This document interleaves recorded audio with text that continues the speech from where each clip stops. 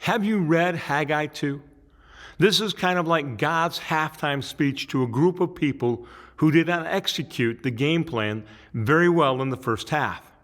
Haggai brings God's message to them to inspire them to do the right thing. Their God-given game plan was to come back to Jerusalem from captivity in Babylon and rebuild the temple and the worship that went with it. They started, and then they quit. They were busy building their own homes and trying to put food on the table instead. Nothing was going well because they did not put God first, nor did they seek forgiveness. Haggai, along with Zechariah, led the people to fix both of those problems, and they began once again the work on the temple. The rebuild was a little discouraging for some. Let's read here in Haggai chapter 2, verses 3 and 4. Who is left among you who saw this temple in its former glory? And how do you see it now?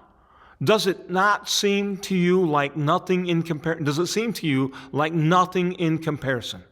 But now take courage, Zerubbabel, declares the Lord. Take courage also, Joshua, son of Jehozadak, the high priest, and all you people of the land. Take courage, declares the Lord, and work, for I am with you, declares the Lord of hosts.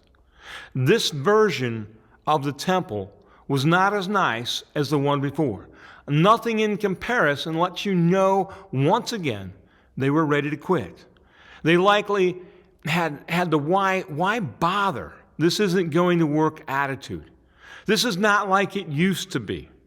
Honestly, we can get into the same frame of mind. We might look around our church and say, it isn't what it used to be. We might feel like giving up because we are not being successful, as we would call it. Did you read the end of verse 4? The Lord tells the people to take courage and work. Why? Because the Lord was with them. In the midst of all that wasn't, at least in their minds, God was with them. God was at work.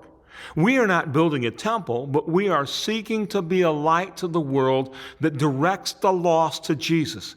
Even when things aren't as rosy as we remember, God is encouraging us.